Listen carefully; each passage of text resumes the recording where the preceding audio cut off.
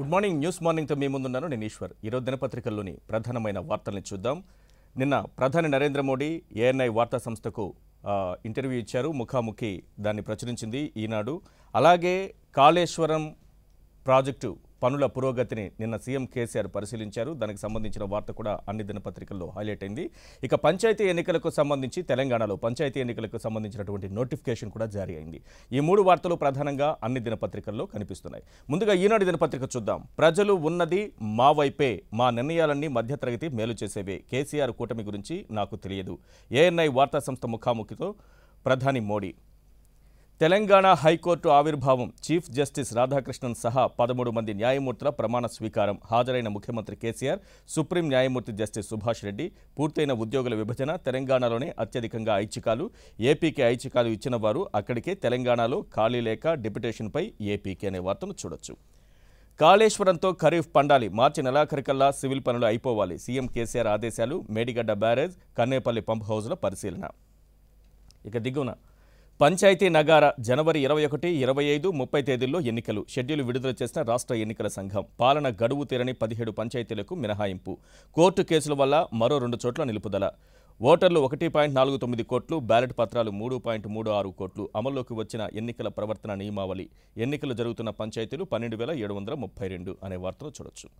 చలితో జరభద్రం అనే వార్తను ప్రచురించింది ఈనాడు దినపత్రిక. గుండెపోటు తీవ్రత అధికం, రక్తంలోనూ చక్కెర స్థాయిల్లో హెచ్చుతగులు, చర్మం పొడిబారడంతో ఇన్ఫెక్షన్లు, పిల్లలు వృద్ధులకు మరీ ప్రమాదం, అప్రమత్తం అవసరమంటున్న నిపుణుడనే వార్తను చూడొచ్చు. అలాగే నేడు రేపు చలి తీవ్రంగా ఉంటుందనేటటువంటి వార్తను కూడా ప్రచురించింది. ఆదిలాబాద్లో 5 డిగ్రీలు, మెదక్లో 6 డిగ్రీల ఉష్ణోగ్రత నమోదైందనేది ఒక వార్తను కూడా ప్రచురించింది ఈనాడు దినపత్రిక. ఇక సాక్షి దినపత్రిక చూద్దాం. మోగిన పంచాయతీ నగారా అంటూ వార్తను ప్రచురించింది. ఎన్నికలకు నోటిఫికేషన్ జారీ, 3 దశల్లో నిర్వహణ. 21, 25, 30 తేదీల్లో పోలింగ్, ఉదయం 7 నుంచి మధ్యాహ్నం 1 గంట వరకు. అదే రోజు మధ్యాహ్నం 2 నుంచి ఓట్ల లెక్కింపు, ఫలితాల ప్రకటన అనే వార్తను చూడొచ్చు. దానికి లెఫ్ట్ సైడ్న మంగళవారం రాజ్భవన్లో హైకోర్టు సీజేగా జస్టిస్ రాధాకృష్ణన్తో ప్రమాణ స్వీకారం చేస్తున్న గవర్నర్ నరసింహన్, చిత్రంలో సీఎం కేసీఆర్ అనే వార్తను ప్రచురించింది ఫోటోతో సహా. డెడ్లైన్ మార్చి 31, Kannepalli pump house, gravity canal పనులు పూర్తి చేయాలి కేసీఆర్ అనే వార్తను చూడొచ్చు. మేడిగడ్డ బ్యారేజీ పనులకు ఏప్రిల్ 15 గడువు, ఖరీఫ్ నాటికి ఆయకట్టు రైతులకు నీళ్లందించాలి. కాళేశ్వరం బాటలో సీఎం కేసీఆర్ను కలిసిన కాంగ్రెస్ ఎమ్మెల్యేలు దుద్దిళ్ల, గండ్రా అనే వార్త కనిపిస్తోంది. ఇక ప్రధాని మోడీ ముఖాముఖికి సంబంధించినటువంటి వార్త కూడా హైలైట్ అయింది. అయోధ్యపై ఆర్డినెన్స్ ఉండదు, న్యాయ ప్రక్రియ ముగిసాకే నిర్ణయం, రుణమాఫీ రైతులందరికీ ప్రయోజనకరం కాదు, ఉర్జిత్ పటేల్ 7 నెలల క్రితమే రాజీనామా చేస్తానన్నారు. ప్రజలకు మహాకూటమికి మధ్యనే రానున్న ఎన్నికలు, నూతన సంవత్సరం ప్రధాని మోడీ తొలి ఇంటర్వ్యూ అంటూ వార్తను ప్రచురించింది. ఒక్కరోజే అనే వార్త కనిపిస్తోంది. 2.25 లక్షల మంది మెట్రో జర్నీ ప్రయాణికుల సంఖ్య 2 లక్షల మార్కును దాటిందనేది ఈ వార్త సారాంశం. నెలాఖరులోగా అమీర్పేట్, హైటెక్ సిటీ రూట్లో మెట్రో పరుగులు, అప్పుడు 3 లక్షలు దాటనున్న రోజువారీ ప్రయాణికులు అంటూ వార్తను ప్రచురించింది. ఇక చలి తీవ్రత పెరుగుతోందనేది సాక్షి దినపత్రిక కూడా హైలైట్ చేసింది. పగలు గజగజ, రాష్ట్రంలో గణనీయంగా పడిపోయిన ఉష్ణోగ్రతలు, నేడు రేపు చలిగలడు వీచే అవకాశం, కోహిల్లో అత్యల్పంగా 2.9 డిగ్రీలు అనే వార్తను చూడొచ్చు. నిన్న ఆంధ్రప్రదేశ్ ముఖ్యమంత్రి చంద్రబాబు చేసినటువంటి వ్యాఖ్యలకు సంబంధించిన వార్తను హైలైట్ చేసింది సాక్షి దినపత్రిక. పార్ట్నర్స్ ముసుగు తొలగింది, పవన్తో బంధాన్ని బయటపెట్టిన ఏపీ సీఎం వ్యాఖ్యలు.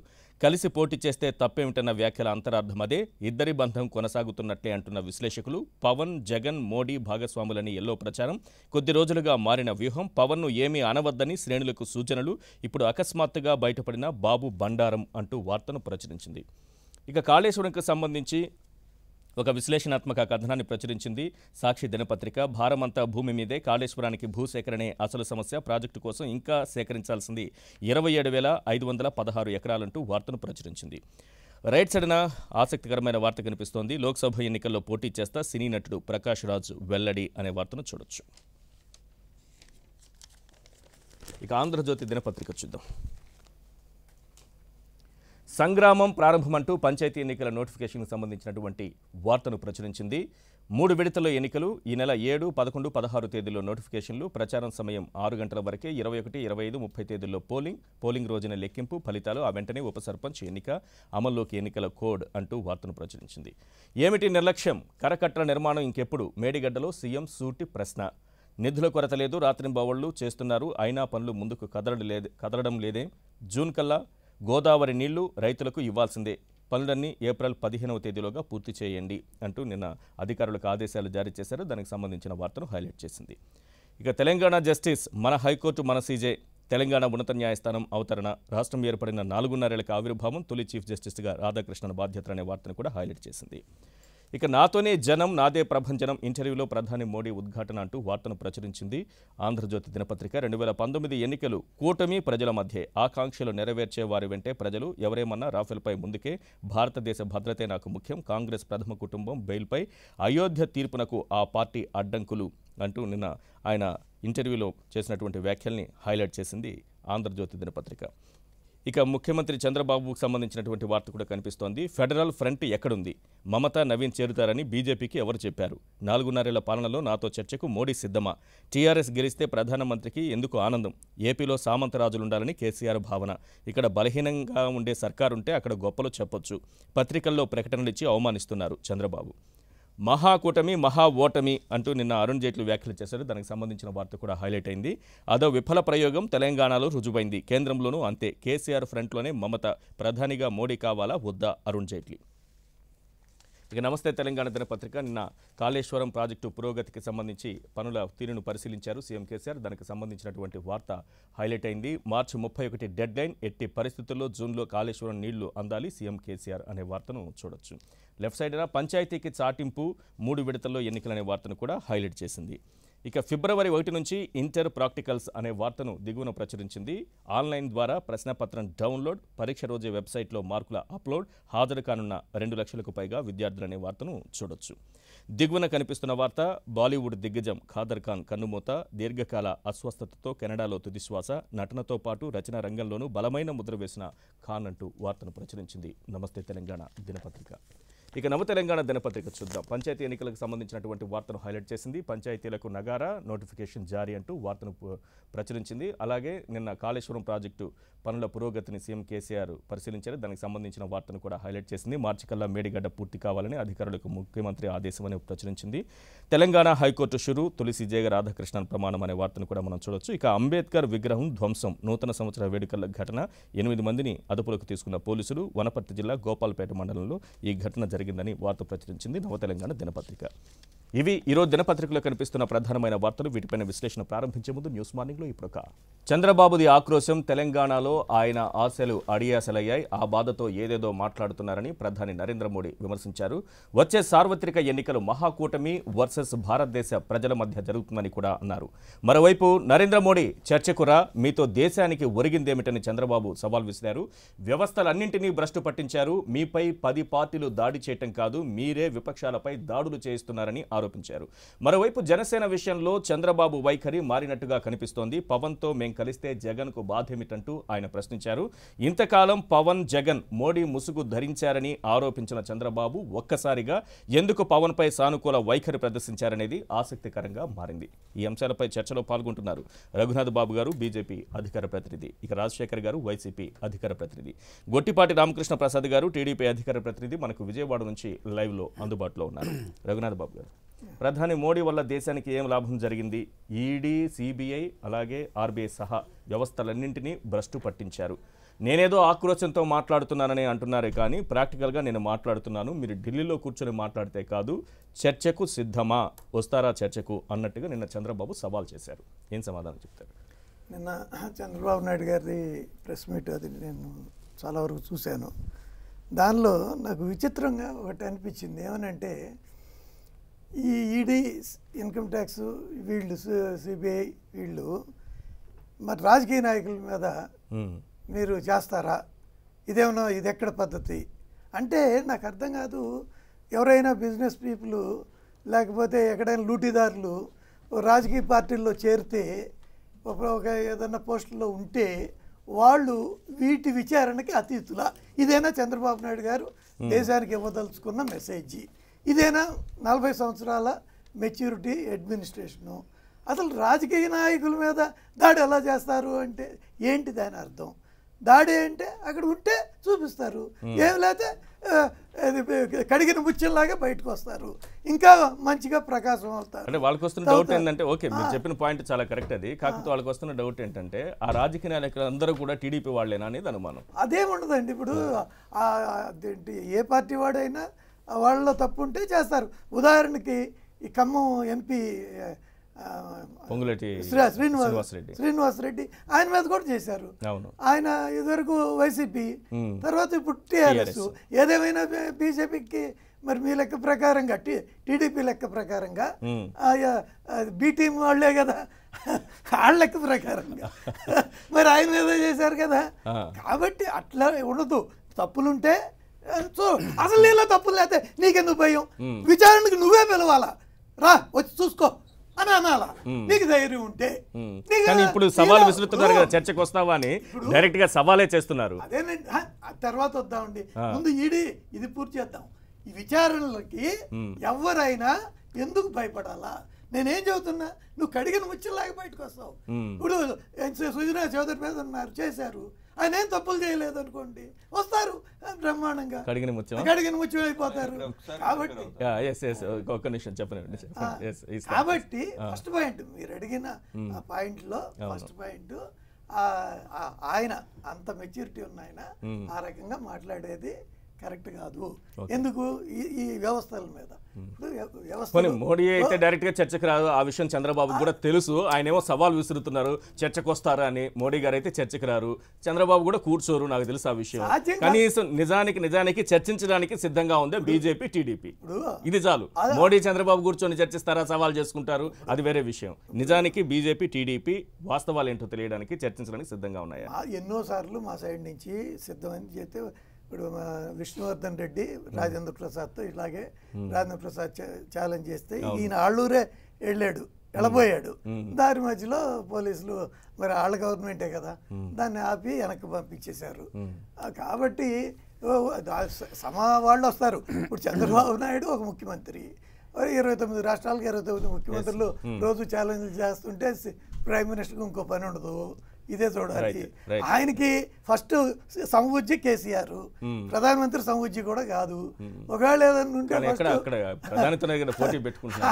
ఈయన కూడా ఎక్కి చేస్తున్నాడు, ఈయనతో కూడా ఇష్యూస్ ఉన్నాయి. కాబట్టి ఫస్ట్ అయ్యో వాళ్ళిద్దరు పెట్టుకుంటే సమంగా ఉంటుంది. రైట్. జనసేన అధికార ప్రతినిధి అద్దేపల్లి శ్రీధర్ గారు మనతో పాటు జాయిన్ అయ్యారు. శ్రీధర్ గారు, మీరు ఏదో మాట్లాడుతున్నారు. అంటే ఇందాక చెప్పినప్పుడు నాకు నిజంగా ఆశ్చర్యం అనిపిస్తుంది. అంటే బీజేపీ వ్యవహార శైలి కానీ, టీడీపీ వ్యవహార శైలి కానీ, ఈడీ ఎందుకు డిస్కషన్ పదే వస్తుందంటే, ఈడీ 1, 2, 3 అండ్ ఇన్ఛార్జ్ ఈడీ దాని మీద చాలా డిస్కషన్ భారతదేశం మొత్తం అంతా జరిగింది. ఆ డిస్కషన్ ఆ విధంగా జరగడానికి ప్రధానంగా కారణం నరేంద్ర మోడీకి, లేకపోతే బీజేపీ ప్రభుత్వం కానీ, బీజేపీ వ్యవహార శైలి. అది దాంట్లో మాకు సంబంధం లేదు, ఇండిపెండెంట్ అథారిటీ. దాంట్లో ఇదేంటే ఆ 1కి 2కి జరిగిన వ్యవహారాలు, ఆ 1కి 2కి జరిగిన వ్యవహారాలు ఆంధ్రప్రదేశ్ చెందిన వ్యక్తులతో లింక్ అవ్వడం, ఆంధ్రప్రదేశ్ చెందిన వ్యక్తిలో ఒక సానా సతీష్ అని, ఒక సీఎం రమేష్ అని, వాళ్ళ వ్యవహారాలు ఇవన్నీ కూడా దాంట్లో లింక్ అయి ఉన్నాయి. ఏది మీట్ ఎక్స్పోర్ట్ సంబంధించి, ఈడీ కాదు, సిబిఐ సంబంధించి.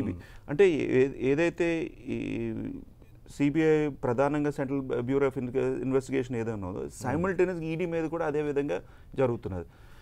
ఈరోజున్న వ్యవస్థలో ఈడీ కేసులు ఎవరైతే ఈడీ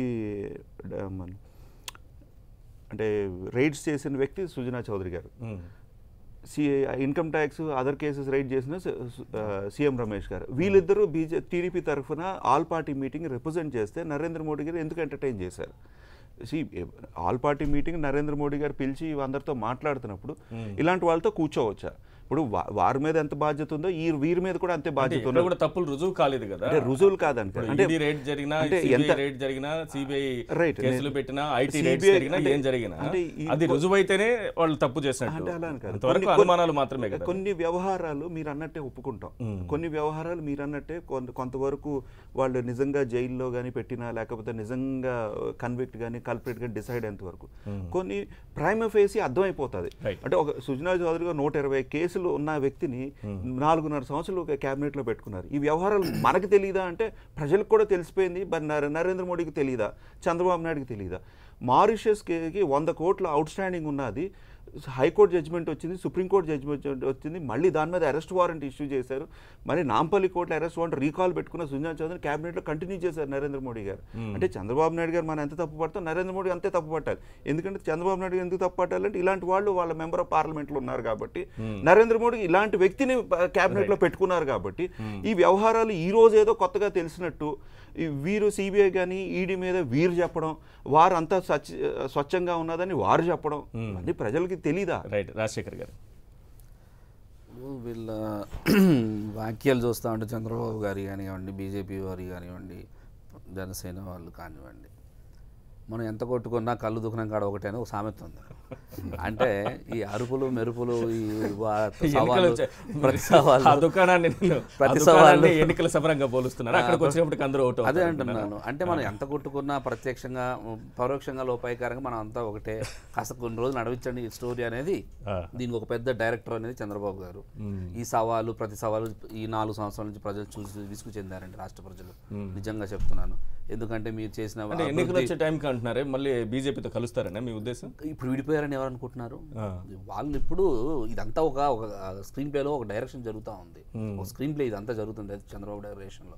ఇప్పుడు మీరు అన్నట్టు ఇప్పుడు సవాల్ విసిరారు చంద్రబాబు గారు.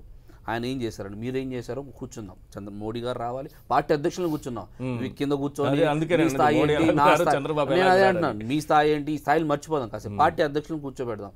మోడీ గారు కానివ్వండి, చంద్రబాబు గారు కానివ్వండి, జగన్ గారు కానివ్వండి. దేశానికి చేసింది ఏంటి, ఈ దేశ అమిత్ షా గారు పార్టీ అధ్యక్షులు అనుకుందాం.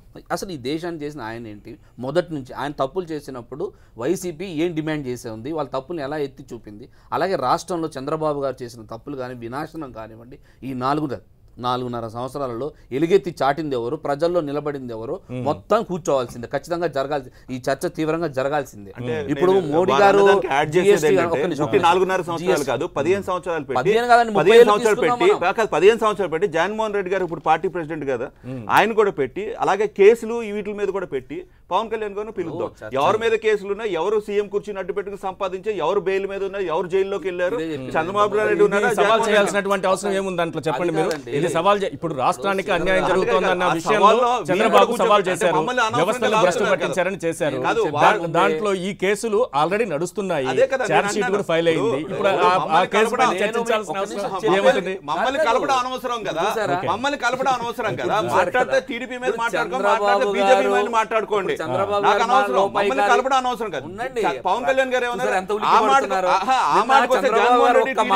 సిద్ధాంతాలని కలుపుకుని వెళ్ళే మాట అనేసరికి వీళ్ళకి ఎంత ఉలిక్కి పడుతుంది. చంద్రబాబు నాయుడు కాదు, చంద్రబాబు నాయుడుతో కలిపి మీరు కదా బీజేపీతో వెళ్తున్నారు. మీరు ఎప్పుడు రిజైన్ చేశారు పార్లమెంట్ లో? ఎలక్షన్స్ రానప్పుడు రిజైన్ చేశారు. మీరు కదా బీజేపీ వెళ్తున్నారు. మేము ఒక్క మాట అన్నందుకు శ్రీధర్ గారు ఎంత ఉలిక్కి పడతా ఉన్నారు. చేసుకోండి, మీరు పూర్తిగా వాదన విన్న తర్వాత మాట్లాడి బాగుంటుంది. మధ్యలో అంటే మీరు తప్పు చేసినట్టు అంగీకరించినట్టు అవుతుంది. ఒక్క నిమిషం ఓపి పట్టండి, మీకు అవకాశం ఇస్తాం, మీకు అవకాశం ఇస్తారు, అన్ని ఇస్తారు. జైలుకి ఎందుకు వెళ్ళారు, మీ నాయకుడు దమ్ము ఉంది జగన్మోహన్ రెడ్డి గారు అన్నది ఈ రాష్ట్ర ప్రజలు గమనించారు. కాబట్టి అర్థం లేని ఆరోపణలు అనవసరం.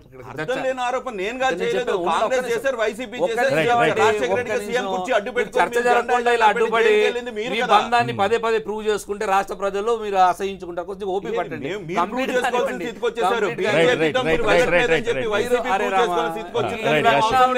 ఇంకా మీరు మీ ప్రజలు ఇక మిమ్మల్ని క్షమించారు. ఒక్క నిమిషం ఓపిక పట్టండి. ఇన్ని చెప్పేది ఏంటంటే ఈ రాష్ట్రంలో జరిగిన ఈ 4.5 సంవత్సరాల వినాశనాన్ని ప్రతి ఒక్కరు కూర్చొని మాట్లాడాల్సిందే. ఈ 4 సంవత్సరాలలో 2014లో జరిగిన ఎలక్షన్ల నుంచి మొదలెడితే ఈ రాష్ట్రానికి మొత్తం ఈ దేశంలో జిఎస్టీ వల్ల ఏ రాష్ట్ర ప్రజలు సామాన్య ఒక వర్తకులు ఎలా ఇబ్బంది పడ్డారు, డిమానిటైజేషన్ వల్ల ఎలా ఇబ్బంది పడ్డారు, యువకుల నుంచి వృద్ధుల వరకు.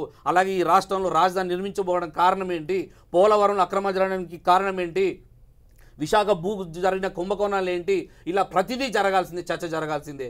ఎవరు కారకులు? నిజంగా మీరు పార్లమెంట్లో చూసినట్టయితే మీరు మన రాజ్నాథ్ సింగ్ గారు ఓపెన్గా చెప్పారు, మాకు శాశ్వత మిత్రులే అని స్వచ్ఛంగా ఓపెన్గా బహిరంగంగా వ్యాఖ్యానించారు. ఈ వాక్యాలన్నీ ఇప్పుడు జరుగుతున్నాయా లేదా?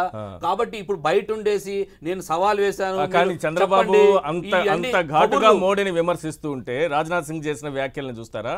చంద్రబాబు వ్యాఖ్యలు మోడీకి మధ్య ఉన్నటువంటి ఆ వ్యాఖ్యలను చూస్తారా? నేను అదే చెప్తున్నానండి. నేను ఇందాకే చెప్పాను, ఎన్ని ఉన్నా కానీ మన లోపల ఒకటే. కాసేపు ప్రజలకి డ్రామా సృష్టిద్దాం, ఎలక్షన్ల టైంకి మనం అంతా ఒకటే వైసీపీ మన ఆర్గ్యుమెంట్ పోస్ట్ ఒప్పుకుంటూ ఎలక్షన్స్ చర్చ జరగాలి ఖచ్చితంగా.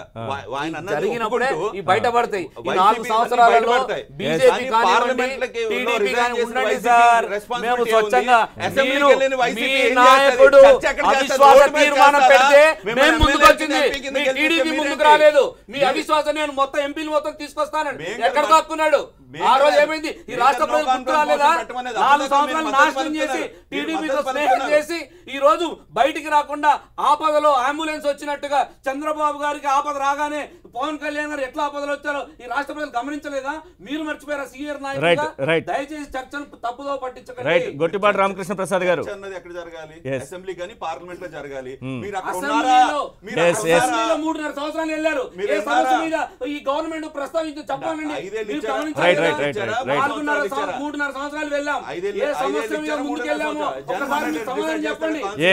ఏ సమస్య చెప్పండి. రామకృష్ణ ప్రసాద్ గారు, జరగాలంటే ఎక్కడ రాజధాని మీద చర్చ జరిగిందా? రాజధాని చర్చ జరిగారా? పోలవరం మీద చర్చ జరిపించారా? మీరు గమనించారు కదా? ఏ ఫెయిల్యూర్ అంటే గవర్నమెంట్ అన్యాయం మాట్లాడుతుంటే అంటే 4.5 సంవత్సరాలు సైలెంట్ గా కూర్చొని కలుగులో ఎలకలకు దాక్కుంటే అది ఫెయిల్యూర్ కాదు. 3.5 ఏళ్ళుగా మేము చర్చిస్తా ఉంటే స్పీకర్ గారు మాటకి వ్యక్తిగతంగా ఆరోపణలు చేస్తుంటే సైలెంట్ గా కూర్చుంటే అది ఫెయిల్యూర్ లా కనిపిస్తుంది. అందుకే మేము ప్రజల్లోకి వెళ్ళాం కదా.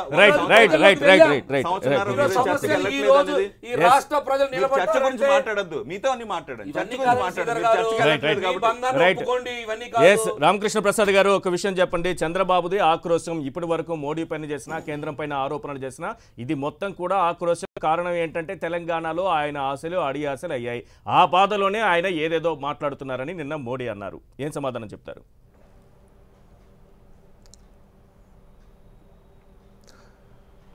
ముందుగా ఈశ్వర్ గారు, మీకు అక్కడ ఉన్నవారందరికీ, మీ 10 టీవీ యాజమాన్యానికి, అట్లాగే తెలుగు రాష్ట్ర ప్రజలందరికీ కూడా, మీ 10 టీవీ ప్రేక్షకులకి ప్రత్యేకించి ముందు నూతన సంవత్సర శుభాకాంక్షలు. Thank you.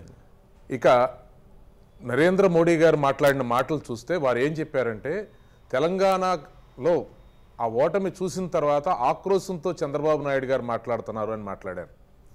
అంటే తెలంగాణకి ఎన్నికలకు ముందే మేము భారతీయ జనతా పార్టీని, నరేంద్ర మోడీ నాయకత్వాన్ని విమర్శించిన దాన్ని ఆయన ప్రస్తావించలేదు. అంటే స్పష్టత లేదు. అంటే వారు ఒక ప్రధానమంత్రి మాట్లాడేటువంటి మాటల్లోనే మేము ఎప్పటి నుంచి విమర్శిస్తున్నాము అనేది ఒకసారి చూస్తే వారికి అర్థమవుతుంది. అంటే వారి దగ్గర ఆ విషయం మీద స్పష్టత లేదా, సమాచారం లేదా, లేదంటే దాన్ని కావాలని చెప్పి ప్రజల్ని తప్పుదోవ పెట్టించే ప్రయత్నం చేస్తున్నారా అనేది సమాధానం రఘునాథ్ బాబు గారు చెప్పాలి. భారతీయ జనతా పార్టీ పొత్తు పెట్టి అది రఘునాథ్ బాబు గారే చెప్పాలి. అంటే ఆ ప్రభుత్వం, కేంద్ర ప్రభుత్వమా లేదా భారతీయ జనతా పార్టీ మీరు చెవులు కళ్ళు కూడా ఉన్నాయా లేవా అనే మాట వారు చెప్పాలి. ఢిల్లీకి వెళ్ళి ప్రెస్ మీట్ పెట్టారు, పార్టీలను ఏకం చేసే ప్రయత్నం చేశారు. నాకు తెలిసినంత వరకు అదే సార్. నేనేమంటున్నానంటే కాదు ఈశ్వర్ గారు, చూడకపోతే తిడుతున్నారనే మాట ఎలా, విమర్శిస్తున్నారనే మాట ఎలా మాట్లాడతారు? ఆయన యొక్క తప్పుదోవ పట్టించే మాటల గురించి ఇక్కడ చెప్తా ఉన్నాను. అదే సార్, నేనేమంటానంటే ప్రజల్ని తెలంగాణ ఎన్నికలకు ముందే మాట్లాడాం. నేను తెలంగాణ ఎన్నికల తర్వాత కొత్తగా ఏమి మోడీ గారి గురించి కొత్త మాటలేం మాట్లాడలేదు, లేదా కేంద్ర ప్రభుత్వ పాలన గురించి ఏం కొత్త మాటలేం మాట్లాడలేదు. అది నేను చెప్పే పాయింట్ ఇక్కడ. అంటే వారు ఈ దేశంలో జరుగుతున్న పరిణామాల పట్ల, జరుగుతున్నటువంటి విషయాల పట్ల ఎంత అనాసక్తిగా ఉన్నారో, లేదా ఎంత లోపభూయిష్టంగా ఉందో అనే దానికి ప్రాథమిక ఉదాహరణ ఇది మొదటిది. ఇక రెండోది, రఘునాథ్ బాబు గారు మాట్లాడతా, సరే ఈడీకి సంబంధించి ఎవరే దాడులు చేస్తా ఉంటే 40 సంవత్సరాల అనుభవం వారు అని చెప్పి వారు వద్దంటారా అంటున్నారు. వద్దని ఎవరు అంటలేదు, చెయ్యాలి, చేస్తారని అద్భుతంగా నరేంద్ర మోడీ గారు అయితే ఈ దేశంలో ఎవరైనా సరే, ఎవరైనా ఎవరి మీదైనా నేనేం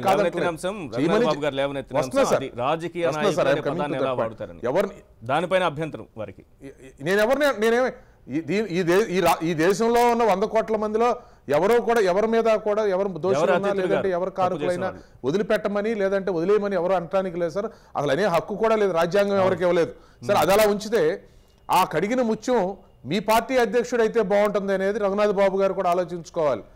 వారి ముందు ఆ మాట మాట్లాడేటప్పుడు ఆ కడిగిన ముత్యం మీ అమిత్ షా గారు అటువంటి ముఖ్యంగా బయటకు వస్తే అది మీకు కూడా మరింత విరజిల్లుతుంది, తెలుగు ఆ కమలం మరింత విరజిల్లే అవకాశం ఉంటుంది. కాబట్టి అమిత్ షా గారు అలాంటి విచారణ పెట్టించుకుని ఈడీగా జాగ్రత్తగా, తప్పకుండా సార్ నేను అనేది అదే, అది బాగుంటుంది. అప్పుడు తర్వాత అందరికీ కూడా ఒక అధికారంలో ఉన్న పార్టీగా మీరు ఆదర్శవంతమైన మాటలు, అది దాడులు కాదు, అద్భుతంగా మేము వచ్చిన ఆరోపణలు నిరూపించుకునే ప్రయత్నం చేస్తామని మీరు చెప్పేటువంటి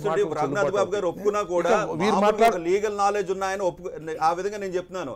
అమిత్ షా గారు హైకోర్టులో సుప్రీంకోర్టులో రివ్యూ పిటిషన్ లో కొట్టేయడం జరిగింది. ఆయన మీద కేసులు కానీ ఏమీ లేవు. ఇప్పుడు మీరు ఆయన ఏదో లాగి చంద్రబాబు నాయుడిని లేకపోతే సుజనా చౌదరిని సీఎం రమేష్ ని ముచ్చాలి అనుకోవడం కాదు, అది తెలుసుకోండి. అది ఆయన ఏదో నేను నవ్వటం దానికి కాదు, అంత పెద్ద మాట అంటే వాళ్ళు ఎలా కలిపేసుకుంటున్నారు అందరు. నేను వాళ్ళందరూ దొంగల బ్యాచ్ తో మీ ప్రజలు కలిపితే మీరు ఊరుకుంటే ఎలా? అది నేను వదిలేస్తున్నాను, నేనేం కాదనట్లేదు. హైకోర్టులో సుప్రీంకోర్టు క్లియర్ చేసిన మీకు ఊరినే ఏమీ కాదు, ఏమీ కానాళ్ళు అక్కడ ఇవ్వాలి కదా, ఆయన అయిపోతే కదా నేను చెప్పాల్సిందే. మధ్యలో నేను ఇంటర్ఫీర్ అవ్వను, అది నా ఇది కాదు. బ్రహ్మాండంగా మీరేదో అందరిని ఉద్ధరించినట్టుగా మాట్లాడతారు. ఒక ఎన్నికల్లో పోటీ చేసే శక్తి లేదు, సత్తా లేదు, గెలిచే అవకాశమే లేదు. అయ్యో అందుకునే కదా చంద్రబాబు నాయుడు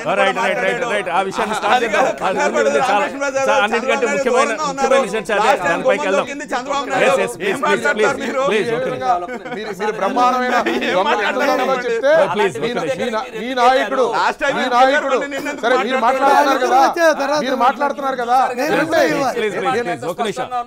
అందరికి అవకాశం ఇస్తాను.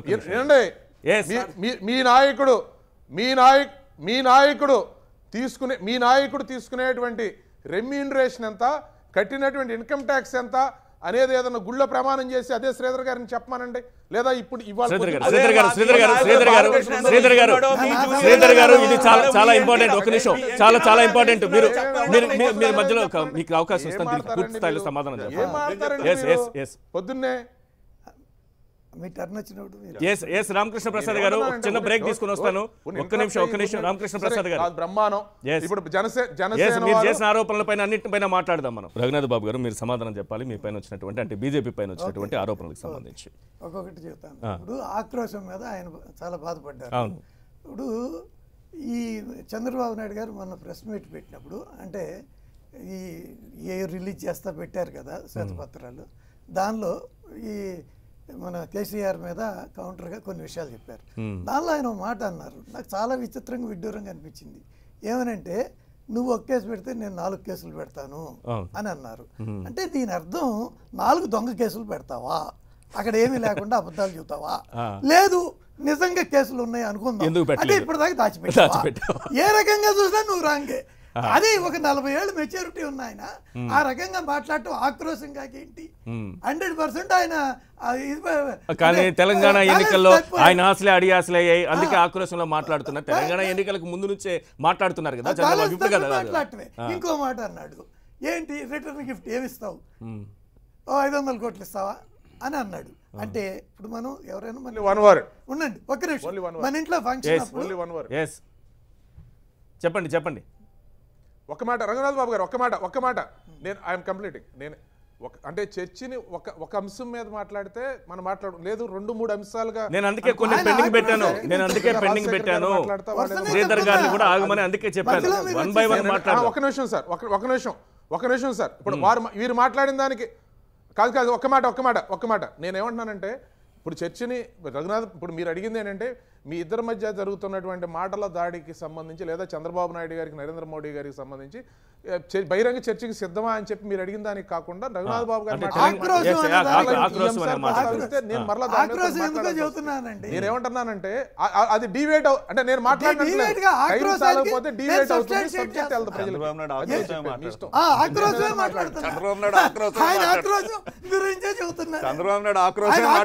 ఎందుకో చెబుతున్నా. అదే నేను చెప్పేది. అయితే నన్ను పూర్తి చేయలేదు. మీరు ఎంతసేపు మాట్లాడినప్పుడు నేను విన్నాను కదా. మళ్ళీ మీకు వస్తుంది. రెండో పాయింట్, ఈ 500 కోట్లు రిటర్న్ గిఫ్ట్ ఏంటి? రిటర్న్ గిఫ్ట్ అంటే జనరల్గా మనం ఏదైనా నెలలో ఫంక్షన్లు అప్పుడు ఎవరైనా చదివింపులు ఉన్నప్పుడు రాసుకుంటాం. తర్వాత వాళ్ళ కుటుంబంలో మళ్ళీ ఇస్తాం. ఇప్పుడు ఈయన 500 కోట్లు రిటర్న్ గిఫ్ట్ ఇస్తాడా అని అంటే నువ్వు 500 ఇచ్చావని అడ్మిట్ అవుతున్నావు, అంతే కదా. లేకపోతే రిటర్న్ ఎట్లా అవుతుంది? అది రిటర్న్ కాదు. అంటే అదొక ఆయన చేసిన తప్పు, ఆక్రోశం. వాళ్ళ అమిత్ షా గురించి మాట్లాడుతున్నారు. మీరు పాయింట్స్ రెండు కరెక్ట్ చెప్పారు, కానీ యాక్చువల్లీ దీన్ని టీఆర్ఎస్ నాయకులు మాట్లాడాల్సింది మీరు మాట్లాడడం వల్ల కేసీఆర్ ని ఇలా ఎలా వ్యాఖ్యానిస్తారు అని మీరు మాట్లాడడం వల్ల బీజేపీ టీఆర్ఎస్ రెండు ఒకటే, ఇద్దరు లాలూచి పడ్డారని నిన్న కూడా అన్నారు ఆయన. దాన్ని సమర్థించినట్టు అవుతుంది. చెప్తా. ఇప్పుడు ఆక్రోశం అన్న విషయం గురించే నేను చెప్తున్నా. ఆయన బ్యాలెన్స్ తప్పి ఏదేదో మాట్లాడుతున్నారు చంద్రబాబు నాయుడు గారు. ఆ విషయం చెప్పడానికి ఈ 2 పాయింట్లు, ఈ బ్యాలెన్స్ ఉన్న మనిషి మాట్లాడే మాటలు మాత్రం కాదు. నేనైనా మాట్లాడను. ఒకవేళ తప్పు చేసి ఉంటే చెయ్యమనుకోండి, చేసి ఉంటే కూడా ఆ స్థాయిలో మాట్లాడరు ఎవరు.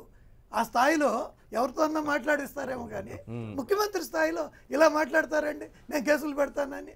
ఆయన రామకృష్ణ ప్రసాద్ గారు లాయరు, ఆయనకి తెలుసు ఒక లాయర్లు అప్పుడు ఇలాగ మాట్లాడతారండి.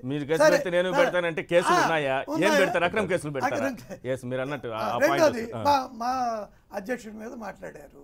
మా అధ్యక్షులు ఆయన అన్ని కేసుల్లో బయటపడ్డారు. ఇక్కడ ఆయనకి అసలు బిజినెస్లు లేవు. ఆ కొడుకు ఏదో బిజినెస్ చేశాడు, లాస్ వచ్చింది. దానిలో ఎవరి దగ్గర అప్పు తెచ్చాడు, తిరిగి ఇచ్చాడు. దీనిలో ఆయన మీద విచారణ జరపడానికి సిద్ధం. ఏమైనా ఉంటే కదండి, ఆయన చేసి ఉంటే కదా. చేసిన బిజినెస్ లాస్, అదే ఆన్ రికార్డు. వీళ్ళలాగా ఇక్కడ ఒక్కటండి, రాజకీయాల్లో చేరి ఎక్కడెక్కడో లూట్లు చేసి వాళ్ళు రాజకీయాల్లో చేరి దానికి ద్వారా రక్షణ పొందొచ్చు అని చంద్రబాబు నాయుడు గారు చెప్పటం, పరోక్షంగా చెప్పటం, ఇది ఆయన బ్యాలెన్స్ తప్పి ఆక్రోశం తప్పితే ఏం కాదు. రైట్. రాజశేఖర్ గారు, ఇక్కడ చంద్రబాబు గారి యొక్క అంటే ప్రెస్ మీట్లో వాక్యాలు చూస్తూ ఉంటే ఆయన ఏ కామెంట్ చేసినా ఇప్పుడు నేను ఒక్కడనే సత్యహరిశ్చంద్రుడిని, నాతో విభేదించిన వాళ్ళందరూ ఒక కూటమి అని కాసేపు అంటారు. మళ్ళీ తెల్లారే లేదు మేమందరం కలిసి పోటీ చేసుకుంటాం, ఏదో అప్పుడప్పుడు అలా అనుకుంటాం మళ్ళీ ఆయన అంటారు. ఇప్పుడు మనం చేసే ఆరోపణలు కాదు. అంటే ఈ ఆరోపణలన్నీ అంటే ఎందుకు అంటే ఈ రాష్ట్రంలో జరిగిన వైఫల్యాలకి వారి దగ్గర సమాధానం చెప్పే ఇది లేదు.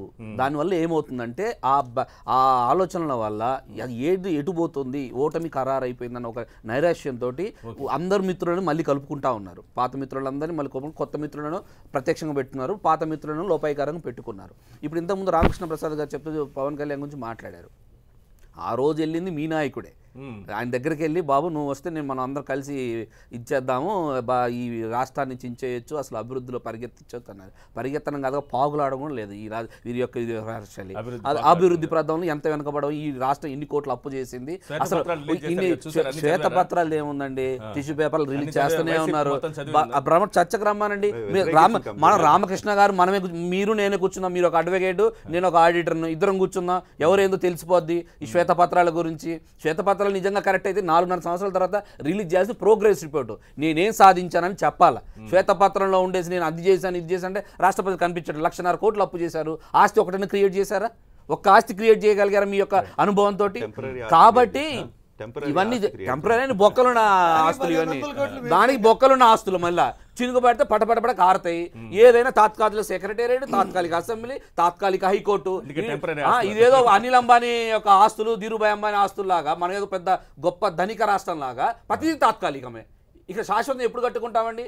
రామకృష్ణ ప్రసాద్ గారు ఒక్క నిమిషం సార్, అదే పరిస్థితి వస్తారు. ఇప్పుడు ఒకటి న్యాయస్థానాలకు వెళ్ళి ఉపశమనం పొందినప్పుడు న్యాయస్థానం ఆ వ్యవస్థను గౌరవించాలి అని అనుకుంటే చంద్రబాబు నాయుడు గారి మీద వీరు కొన్ని సందర్భాల్లో వ్యాఖ్యలు చేశారు చాలామంది అక్కడ కూర్చున్నవారు. ఏంటంటే ఏదో మేనేజ్ చేస్తున్నారు అన్నట్టుగా కూడా మాట్లాడారు. అంటే ఇప్పుడు అటువంటి పదాలు అంటే వ్యవస్థనే కించపరిచే విధంగా మాట్లాడారు. మరి ఎందుకు మాట్లాడారో, ఎవరు మాట్లాడారు,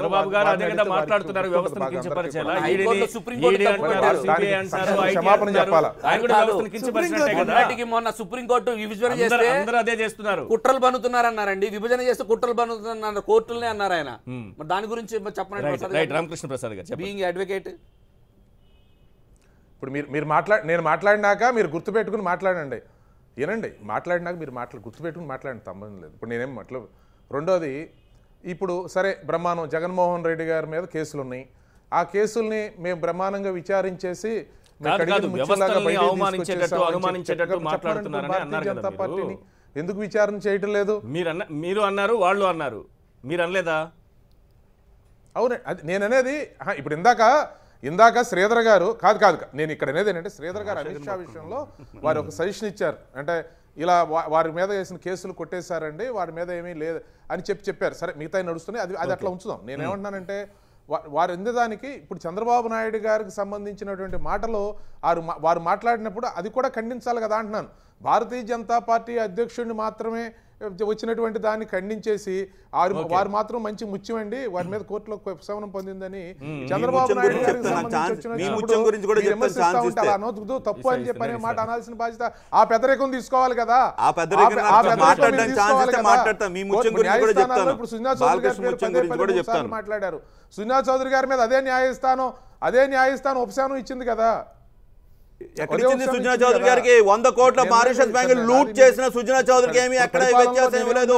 వారెంట్ కూడా ఇష్యూ చేసింది, వారెంట్ రీకాల్ చేయించుకున్న సుజనా చౌదరి గారు ఈ రోజు కూడా హైకోర్టు ని మిస్గైడ్ చేస్తూ ఇద్దరు పేర్లు వేరే రాంగ్ పేర్లు కూడా ఇచ్చారు. హైకోర్టు వారికి సంబంధించిన విచారణకు సంబంధించిన అంశాల్లో దాని మీద కామెంట్ చేసినటువంటి ఇవన్నీ నేను చెప్పేది అదే. మాట్లాడేటప్పుడు మాట్లాడతారు ఎందుకండి? ఎందుకు మాట్లాడుతున్నా? మీరు మాట్లాడుకోండి. నేను ఇందాక చెప్పాను కదా, ఏముంది మీ దగ్గర? మీకు మీ దగ్గర ఏముంది? చిన్న విషయం కాదు ఇది. భారతదేశ పరువు అంతా కూడా ఇతర నాయకులందరూ సంపాదిస్తా ఉంటే గంగపాల్ చేసింది మీ సుజనా చౌదరి గారు. ప్రతిరోజు ఆ కూటమిలోనే ఉన్నారు. ప్రతిరోజు భారతీయ జనతా పార్టీలోనే ఉన్నారు. మీరు ఆ రోజు భారతీయ జనతా పార్టీలో నుండి ప్రమాణం అని చెప్పారు. ఇవాళ బయటకు వచ్చి మాట్లాడితే గంటకే మాట మారుస్తానికి కాదు, ఏ హోదాలు పదవులు లేకుండానే అన్ని సార్లు మాట మార్చేవాళ్ళు మీరు. ఎక్కడండి మీరు తెలుగు మాట్లాడుతున్నారా? నేను అదేబుల్ శ్రీధర్ జనసేన తెలుగుదేశం కాదు, మర్చిపోతున్నారు. ఎన్నిసార్లు మాట్లాడారు? యూటర్న్ అన్ని తెలుగుదేశం పేటెంట్. అటువైపు కాంగ్రెస్ నుంచి బయలుదేరిన చంద్రబాబు నాయుడు మళ్ళీ కాంగ్రెస్ లో చేరారు. నరేంద్ర మోడీ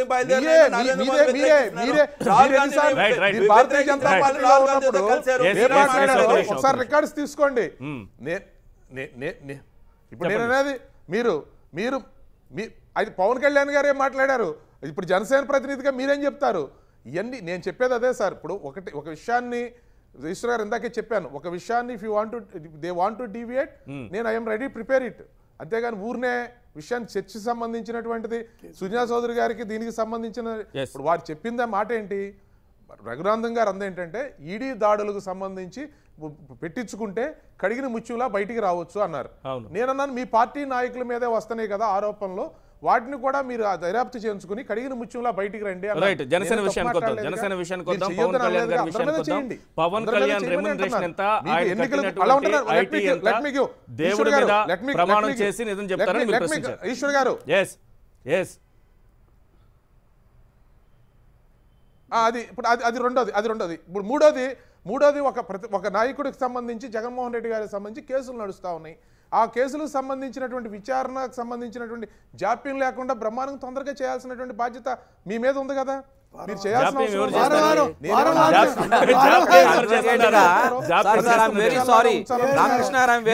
అడ్వకేట్ గా మీరు చెప్పండి, జాప్యం ఎవరు చేస్తారు? అసలు జాప్యం ఎందుకు జరుగుతుంది? మీ పాపం వల్లే కదా వారం వెళ్తా ఉన్నాము. మీ పాపాలు మీరే ఒప్పుకున్నారు. నేను చేయడం వల్ల, సోనియా గాంధీ విభేదించడం వల్ల కేసులు పెట్టామని మళ్ళీ జాప్యం అంటారేంటండి? మీకు తెలుసు కదా ప్రొసీజర్ ఎలా ఉంటుంది హైకోర్టు, సుప్రీంకోర్టులో, సిబిఐ కోర్టులో.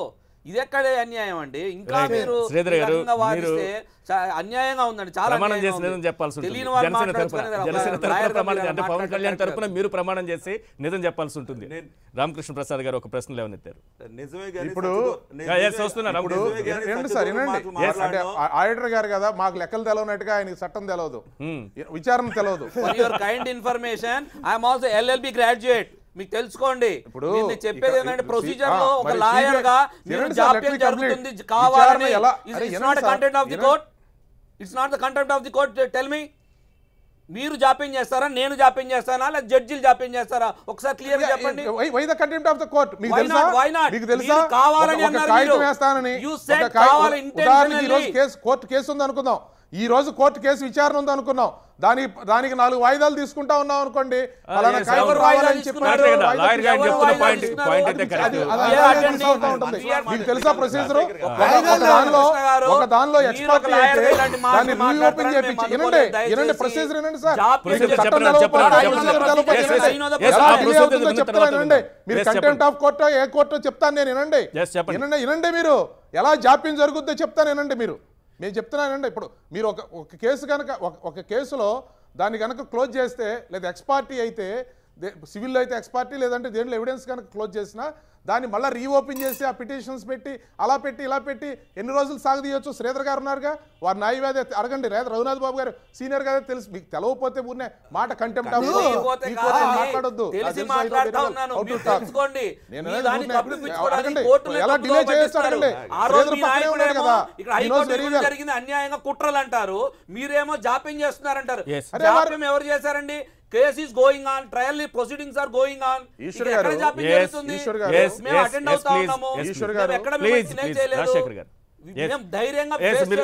మీరు చెప్పండి. ఒక నిమిషం మీకు అవకాశం ఇస్తాను ప్లీజ్. రాజశేఖర్ గారు, రామకృష్ణ ప్రసాద్ గారు కంక్లూడ్ చేయండి. ఇక్కడ ఇప్పుడు ఇందా చెప్పాను, ప్రొసీజర్ తెలిస్తే విషయం తెలుస్తుంది. ఉదాహరణ for example discharge petition file చేశారు అనుకుందాం. ఒక దానిలో డిశ్చార్జ్ పిటిషన్ ఫైల్ చేస్తే దాని మీద హీరింగ్స్ జరిగి, దాని మీద అన్నీ జరిగి, దాని మీద కౌంటర్స్ వేసి, దాని మీద ఒకవేళ ఇప్పుడు if suppose it was dismissed there, పైకోర్టుకి వెళ్ళి మరలా పైకోర్టుకి వెళ్ళి ప్రొసీజర్ ల్యాబ్స్ అంటే అయ్యే పైకోర్టుకి వెళ్ళినప్పుడు కావాల్సిన విధంగా కనుక సరైన ప్రాపర్ ఇన్ఫర్మేషన్ కనుక who are file the case, అది సిబిఐ, ఈడీనా, లేదంటే మామూలు పోలీసా, ఎవరన్నా కానీ ఇవ్వకుండా దాన్ని డిలే చేస్తా ఉంటే దాన్ని మరలా దానికోసమే ప్రొసీజర్. తెలుగుదేశం స్టాండ్ గానీ రామకృష్ణ జాప్యం ఎలా జరగవచ్చు అనేది చెప్తున్నాను మీకు. దర్యాప్తు సంస్థలు గనక ఎక్కడైనా సరే దర్యాప్తు సంస్థలు వేగవంతంగా విచారణ పూర్తి చేయాలన్నా కూడా అయిపోయింది. ఇప్పుడు ప్రొసీజర్లు లేకపోతే కంటెంప్ట్లు దాని మీద ఎవరు కూడా విభేదించారు. చెప్పింది కరెక్టే, దానికి ఒప్పుకుంటున్నాం.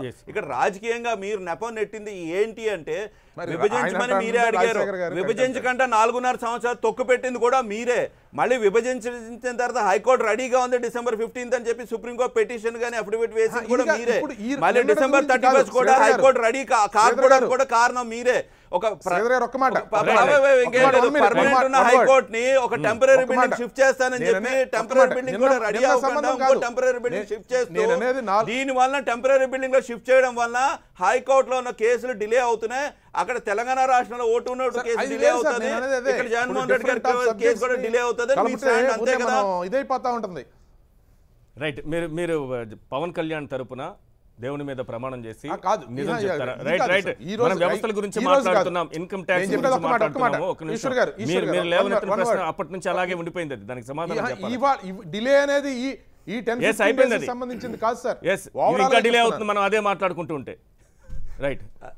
ఏదైతే సత్యదూరం మాటలు అలాంటివి మాట్లాడడం జనసేనకి అవసరం లేదు, పవన్ కళ్యాణ్ గారికి అవసరం లేదు.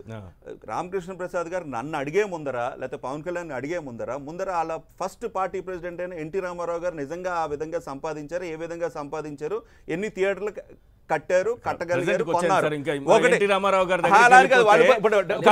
మీరు అక్కడ వరకు తీసుకెళ్తే ఇప్పుడు ప్రెజెంట్ సిచ్యువేషన్ కే మరి వాళ్ళు ఏం చేస్తున్నారు?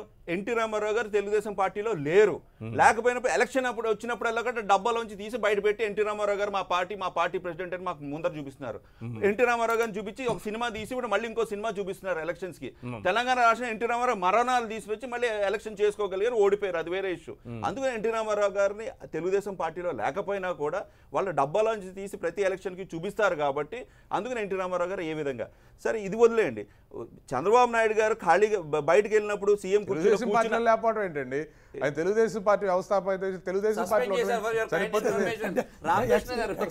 బహిష్కరించారు ఎన్టీ రామారావు గారిని, మీరు అది మర్చిపోతే ఎలాగా? తర్వాత చేర్చుకున్నారు చనిపోయినాక. చనిపోయిన మనిషి లేనప్పుడు ఉపయోగం ఏముంది? మీ బాలకృష్ణ తర్వాత గారు చేర్చుకున్నారు చంద్రబాబు లేండి, నాయుడు గారు మామూలు సీఎం లేండి, ఆంధ్రప్రదేశ్కి చాలా మంది చంద్రబాబు గారు సీఎం కుర్చీలో ఎవరైనా కూర్చోవాలంటే సీఎం గారే కూర్చోవాలి. కానీ సీఎం గారు లేనప్పుడు ఆ కుర్చీలో కూర్చునేది ఏకైక వ్యక్తి బాలకృష్ణ గారు. బాలకృష్ణ గారు ఎన్టీ రామారావు గారు కొడుకు చంద్రబాబు నాయుడు గారు బావ గారు. ఇన్కమ్ ట్యాక్స్ అదే ఇన్కమ్ ప్రామిస్ చేసి ట్యాక్స్ భగవంతుడి మీద అదే ప్రమాణం చేసి బాలకృష్ణ గారు అది ఎలాగో చేయలేకపోయారు. మీరు ఇంకో ప్రమాణం చేస్తారా? బాలకృష్ణ మీరు గారు భవిష్యత్తులో ఏంటి సంగతి? టీడీపీతో కలవటం లేదు అని చెప్పగలరా? పవన్ తో మేము కలిస్తే జగన్ కు ఎందుకు బాధ అంటూ నిన్న సీఎం చేసినటువంటి పవన్ తో మేము కలిస్తే మీకు ఎందుకు బాధ అని అన్నారు. ఏంటి కలిస్తే ఏంటి? కలవబోతున్నారా? ఆ రకంగా ఏమైనా చర్చలు ఏమైనా జరిగాయా? ఆ దిశగా ఏమైనా సంకేతాలు ఉన్నాయా? పవన్ కళ్యాణ్ గారు జనాకర్షణ జనాదరణ ఉన్నది, జనసేనకి జనాకర్షణ జనాదరణ ఉంది, దీంట్లో డౌట్ ఏమీ లేదు. ఒకటి. రెండోది ఏంటంటే పవన్ కళ్యాణ్ గారి గురించి మాట్లాడాలన్నా జనసేన గురించి మాట్లాడితే పవన్ కళ్యాణ్ గారు మాట్లాడతారు, లేకపోతే అధికార ప్రతినిధి కానీ ఇంపార్టెంట్ వాళ్ళు ఎవరైనా మాట్లాడతారు. మా తరఫున చంద్రబాబు నాయుడు గారు, జగన్మోహన్ రెడ్డి గారు, రామోజీరావు గారు, రాధాకృష్ణ గారు మాట్లాడకూడదు కదా. మా మనసులో ఉన్నది మా కార్యాచరణ ఏంటి అన్నది మేము చెప్తాం తప్ప వారు చెప్పేసుకుని మమ్మల్ని లాగేసుకుని ఒక పక్క ఒకసారి ఇటు పక్క తోసేయడం కరెక్ట్ కాదు. మా స్టాండ్ 175 సీట్స్ 25 ఎంపీస్ విడిగా పోటీ చేస్తున్నాం. పదే క్లియర్ గా చేయడం జరిగింది. చంద్రబాబు నాయుడు గారు రాజకీయం ఏ విధంగా సాఫ్ట్ కార్నర్ కనిపిస్తోంది ఈ మధ్య కాలంలో. అంటే అది వేరు. రాజకీయ పరిస్థితులు ఆ విధంగా వస్తే తెలంగాణలో ఎప్పుడైతే దుకాన్ బంద్ అయిందో ఆటోమేటిక్ గా ఆంధ్రప్రదేశ్ అవుతుందని చెప్పి అందుకనే కదా పర్మనెంట్ బిల్డింగ్ కూడా కట్టుకోవట్లేదు చంద్రబాబు నాయుడు గారు, లోకేష్ గారు. ఎలాగా రాజ్యాధికారం రాదు, అపోజిషన్ స్టేటస్ వచ్చే విధంగా లేదు అక్కడ ఆంధ్రప్రదేశ్ లో. అపోజిషన్ లీడర్ లేక సీఎం కుర్చీలు అయినప్పుడు మన ఆంధ్రప్రదేశ్ లో ఎందుకు ఉండాలని చెప్పి అందుకని జూబ్లీహిల్స్ లో 40,000 స్క్వేర్ ఫీట్ కట్టుకున్నారు కదా చంద్రబాబు నాయుడు గారు వారి అబ్బాయి. వారు నిజంగా ఆంధ్రప్రదేశ్ లో ఏదైనా చేస్తామని ఉంటే పాటికి ఇల్లు కట్టుకునేవారు. ఎందుకంటే హెరిటేజ్ షేర్లు సీఎం కుర్చీ ఎక్కిన వెంటనే హెరిటేజ్ షేర్లు బ్రహ్మాండంగా పెరిగితే రాజకీయంగానే లేకపోతే అదర్ విధంగా ఫైనాన్షియల్ గా పెరుగుతారు. కాబట్టి వాళ్ళు ఎందుకు ఇల్లు కట్టుకోలేదంటే వాళ్ళకి క్లియర్ కట్ గా వాళ్ళకి అర్థమైంది. ఈసారి ఆంధ్రప్రదేశ్ రాజకీయంలో మాకు అపోజిషన్ స్టేటస్ లేదు, ట్రెజరీ బెంచ్ లో కూర్చునే స్టేటస్ లేదు తెలుగుదేశానికని తండ్రి కొడుకులు అర్థమైంది. ఇంకా ఏదైనా చంద్రబాబు నాయుడు గారు సార్ ఇక్కడికి ఏదైనా ఫస్ట్ వచ్చిందే ఎవరు రాలా, బస్ లో ఉన్నారు. 5 కోట్ల బస్సులో వచ్చి బస్సులో వెనక్కి వచ్చేస్తారు. 10 సంవత్సరాలు బుల్లెట్ దిగిందా లేదా అన్నది అది రాజశేఖర్ గారి డైలాగ్. కానీ 10 సంవత్సరాలను ఉమ్మడి హైదరాబాద్ వదిలిపెట్టి టెంపరీ బిల్డింగ్ లో మార్చి రెంట్లు పే చేసి దుర్వినియోగపరిచి సెంట్రల్ గవర్నమెంట్ ఫండ్స్ నోట్ చేసుకోండి. అక్రమ నివాసంలో ఉంటున్నారు, which is illegal construction. Lingamaneni guest house స్వయంగా కలెక్టర్ గారు కూలదోయమన్నారు. నివాసం ఉండదు. పాయింట్ మీద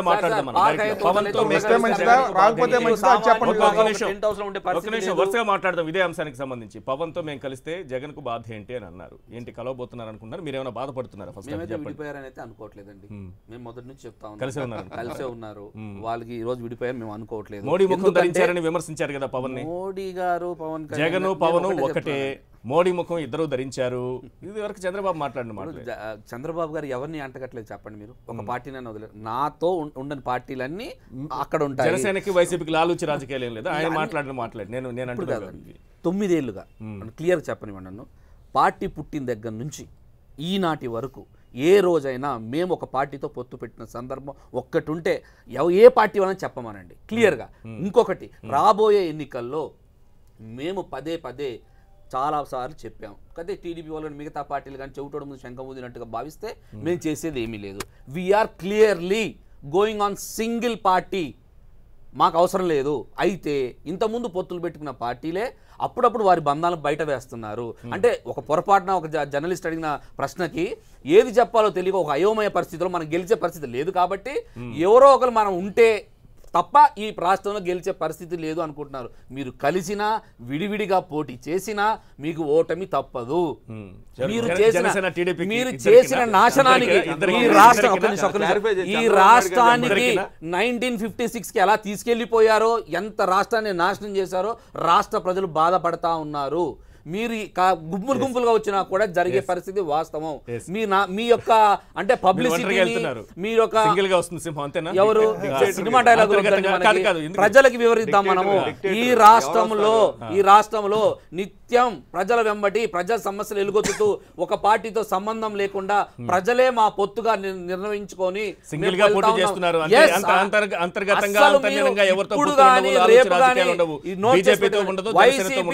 గా కంటెస్ట్ చేస్తుంది. బీజేపీతో గానీ జనసేన ఏ పార్టీతో కూడా లేదు. మాకు అవసరం లేదండి. మేము ప్రజల్లో నిత్యం తిరుగుతా ఉన్నాము, ప్రజల సమస్యకు పోరాడుతున్నాం. ఈరోజు ప్రత్యేక హోదా ఎందుకు నిలబడగలిగింది మీరు చెప్పండి. మేము 4.5 సంవత్సరాలతో బయటకు వచ్చామా? లేకపోతే ఆయన మోసం చేశాడు, నేను ఇప్పుడు దాకా నోట్లో లాలీపాప్ పెట్టుకున్నాను మేము అంది. కేవలం జగన్మోహన్ రెడ్డి గారి పోరాట పటిమ వల్ల, ప్రజల సహకారం వల్ల ఈరోజు ప్రత్యేక హోదా నిలబడింది.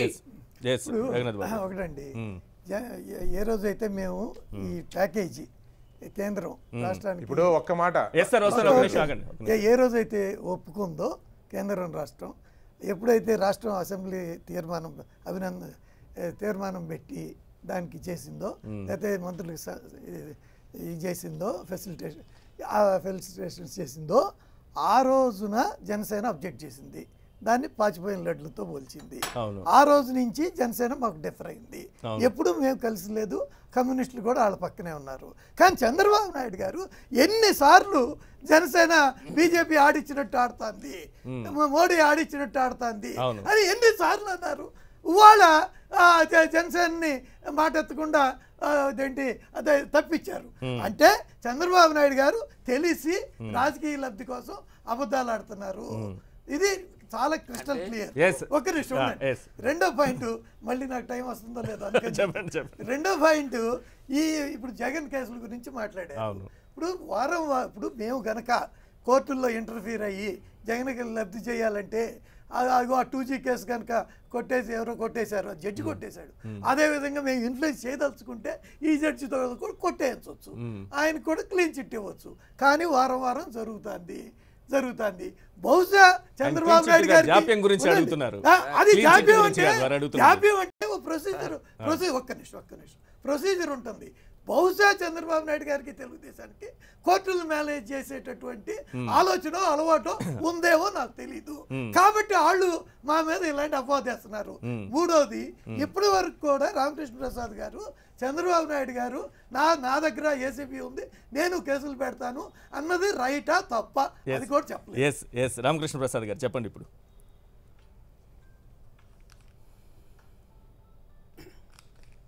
సరే, ఇప్పుడు ఒకటేంటంటే రాజశేఖర్ గారు మాట్లాడతా రాజేంద్ర ప్రసాద్ రావుగోపాలరావు సినిమా ఒకటి ఉంది, నాకు అది గుర్తులేదు కానీ సినిమా పేరు, అది ఆయన అంటాడు ఎప్పుడు కాబట్టి నేను లేస్తే కింగ్ను అవుతాను అని చెప్పి రాజేంద్ర ప్రసాద్ లాటరీ టికెట్ వస్తుందని చెప్పి చూస్తూ ఉంటాడు. అసలు పని మాత్రం మానేస్తాడు రోజు చేసే పని. అలాగే ఈరోజు మీకు ప్రతిపక్ష నాయకుడు హోదా ఇచ్చింది ఈ రాష్ట్రం. మొట్టమొదటిసారి మొట్టమొదటిసారి గెలిచిన వ్యక్తికి ప్రతిపక్ష నాయకుడు అయ్యేటువంటి అరుదైన అవకాశం జగన్మోహన్ రెడ్డి గారికి ఇచ్చింది ఈ రాష్ట్రం. అటువంటిది దాన్ని సక్రమంగా నేను వినియోగించుకోలేను కానీ నాకు మాత్రం ముఖ్యమంత్రి హోదా ఇస్తే మాత్రం బ్రహ్మాండంగా చేస్తానని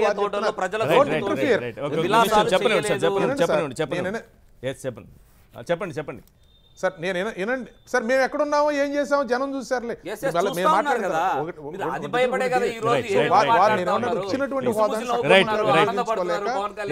ఈ రోజు మేము ప్రతిపక్షంలో ఈ రోజు ప్రతిపక్షంలో నుంచి మేము ఉపయోగపడం కానీ అధికారపీఠం ఇస్తే మాత్రం బ్రహ్మాండంగా ఉపయోగించుకుంటాం, అధికారపీఠం కావాలి అని చెప్పని అడుగుతున్నారు. సరే, అది ప్రజలు వారికి ఎంతవరకు సమాధానం చెప్తారో చూద్దరు. అది కేసుల గురించి మాట్లాడండి. చంద్రబాబు నాయుడు మీరు ఒక కేసు పెడితే మేము 4 కేసులు పెడతామన్నారు కదా, ఏంటి ఆ కేసులను ప్రశ్నిస్తున్నారు?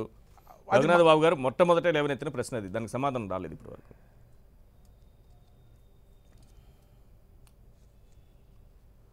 ఇప్పుడు ఒకటి సార్, అంటే కేసు పెడుతుంటే మా మీద కేసులని కాదు, అతనేదో అంటే బ్లాక్మెయిల్గా బెదిరించినట్టుగా, లేదంటే ఆంధ్ర వాళ్ళకి సంబంధించి ఆంధ్రప్రదేశ్కు సంబంధించినటువంటి వాళ్ళ మీద దాడులు చేస్తామన్నట్టుగా ఏదో ఇట్లాంటి మాటలన్నీ కూడా ఆయన ఏదో ప్రొవోక్ చేసుకుని మాట్లాడుతూ ఉన్నాడు. కాబట్టి అక్కడ ఈరోజు మళ్ళీ ఇక్కడికి వచ్చి మాట్లాడుతూ ఉన్న సందర్భంగా అది మామూలుగా ఏంటంటే నువ్వు ఒకటంటే నేను 4 అంటాను అని చెప్పి, నువ్వు ఒకటి తగిలిస్తే నేను 4 తగిలిస్తాను అని చెప్పేటువంటి సందర్భం అది. అంటే ఏదో నీ చేతుల్లోనే అన్నీ ఉన్నాయి అనుకుని ఏదో అంటే కుదరదు. ఇప్పుడు నేను ఏదో మాట అన్నాను అనుకోండి, అక్కడ కూర్చున్న 4 మాటలనే అవకాశం ఉంటుంది.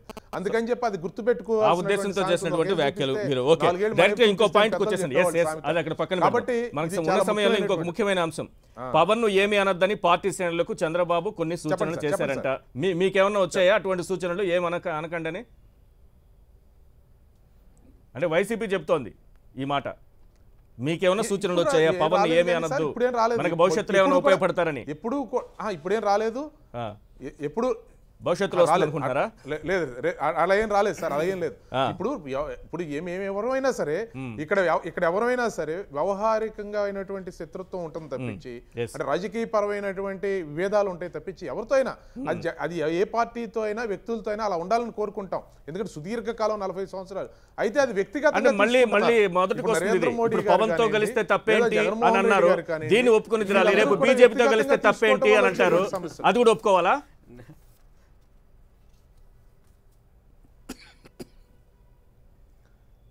ఏమంటలేదు సార్, మేము ఇప్పుడు పవన్తో కలిస్తే తప్పేంటి అని అన్నారు. ఆక్రోశం వెలిబుచ్చుతుంటే జగన్మోహన్ రెడ్డి గారు నీకేమో ఇప్పుడు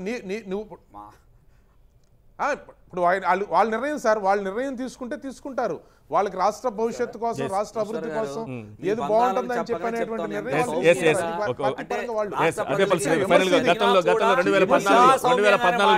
బీజేపీతో సిలుము చేసి కాంగ్రెస్ కు వ్యతిరేకంగా మనం పోరాడాలి, మీరు కలిసి రండి అని అన్నారు. రైట్, ఒక నిమిషం. కాంగ్రెస్ పోటీ, మనం కాంగ్రెస్ కు వ్యతిరేకంగా పోరాడాలి, బీజేపీతో కలిసి పనిచేద్దాం, కలిసి రండి అంటే మీరు కలిసి వెళ్ళారు. ఇప్పుడు కాంగ్రెస్ తో కలిశారు, బీజేపీకి వ్యతిరేకంగా మనం పోరాటం చేయాలి, కలిసి వస్తారా అంటున్నారు. కలిసి వెళ్తారా మీరు? బీజేపీ వ్యతిరేకంగా, కాంగ్రెస్ వ్యతిరేకంగానే ఉన్నాం మేము. వాళ్ళతో కలిసి వెళ్ళే ప్రసక్తే లేదు. చంద్రబాబు నాయుడు గారికి ఇంకా రాజకీయంగా బ్యాంక్రప్ట్ అయిపోయారు కాబట్టి అన్ని వైపులు వెతుక్కుంటున్నారు. ఆ విధంగా వెతుక్కుని కాంగ్రెస్ 4 నెలల కిందట ఏమన్నా రాహుల్ గాంధీ గారు నిలదీశారు. ఏం మొహం పెట్టుకుని గుంటూరు కోసం, ఆంధ్రప్రదేశ్ కోసం మేము ఎలాగే ఏడుస్తున్నాం, మేము ఎంత బాధపడుతున్నాం అని చెప్తున్నారు అని 4 నెలలు రాహుల్ గాంధీ గారు కలిశారు. పవన్ కళ్యాణ్ గారు కూడా లేవనెత్తిన అంశం అదే. ఇప్పుడు నరేంద్ర మోడీ గారు మొన్న January 6న ఏ మొహం పెట్టుకుని వస్తారని సేమ్ అదే మాట్లాడినారు. రేపు పొద్దున కలిసినా కూడా ఆశ్చర్యం లేదు బీజేపీతో అని కూడా చెప్పడం జరిగింది. చంద్రబాబు నాయుడు అదే కదా అందరికీ డౌట్, జనసేనతో కలిసినా కూడా ఆశ్చర్యం. మేము వ్యతిరేకిస్తున్నాం కదా, సిద్ధాంతాలు లేని టీడీపీతో ఇష్యూస్ బేస్డ్ అని చెప్పి, అంటే ఏదో ఒక సిద్ధాంతం ఉండాలి కదా. నేను అనేది అదే, నేను అందుకే పాయింట్ రేజ్ చేసి లేదు ఇంకా ప్రసక్తే లేదు. గతంలో కాంగ్రెస్ కి వ్యతిరేకంగా కలుద్దాము అని అన్నారు, ఇప్పుడు బీజేపీకి వ్యతిరేకంగా కలుద్దామంటారు. ఇప్పుడు కాంగ్రెస్ వ్యతిరేకంగా ఎందుకు కలవాల్సి వచ్చింది? ఆ రోజున ఏపీ రీఆర్ఎన బిల్లు సక్రమంగా చేయలేదు కాబట్టి ప్రజలు వ్యతిరేకిస్తున్నారు కాబట్టి ఆ రోజు వ్యతిరేకించాం. మేము వెళ్ళి వాళ్ళతో కలవలేదు. మేము నరేంద్ర మోడీకి సపోర్ట్ చేయడానికి ఎందుకు కారణాలంటే కొత్త లీడర్షిప్ వచ్చింది, ఆస్కారం ఉన్నది, మనం కూడా కొత్త లీడర్షిప్. మేము ఆ రోజు పవన్ కళ్యాణ్ గారు నరేంద్ర మోడీ గారు అడిగితే నాకేం అవసరం లేదు, సక్రమంగా ఆంధ్రప్రదేశ్ని నిలబెట్టండి, అదే నా కోరిక అని చెప్పి ఓపెన్గానే చెప్పారు. నరేంద్ర మోడీ గారు ఒక పబ్లిక్ మీటింగ్లో ఏమన్నారంటే, ఇలాంటి పవన్ కళ్యాణ్ ఒక 10 ఉంటే నేను దేశాన్ని బ్రహ్మాండంగా బాగు చేస్తానని కూడా అని చెప్పడం జరిగింది. సో అక్కడి వరకే మా సిద్ధాంతాలకే మేము కట్టుబడి ఉన్నాం తప్ప మిగతా లోపాయికారిగా చంద్రబాబు నాయుడు గారు ఇప్పుడు కేసులు ఉన్నాయి, మీ ప్రజలందరూ నన్ను కాపాడండి, లేకపోతే కేసులకి ఎంక్వైరీ జరగకుండా పోలీస్ వ్యవస్థలని లేకపోతే మిగతా వ్యవస్థలని తొక్కుపెట్టే విధంగా సిద్ధాంతాలు లేవు కదా జనసేనకి. అంగీకరించారు, పొత్తులు లేని రాజకీయాలు చేయలేదు.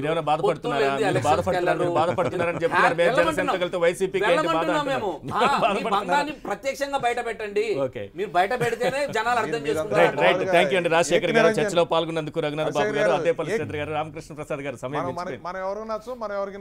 రైట్. థ్యాంక్ యూ అండి చర్చలో పాల్గొన్నందుకు. ఇది వాళ్ళ చర్చ కార్యక్రమం. చూస్తూనే ఉండండి 10 TV.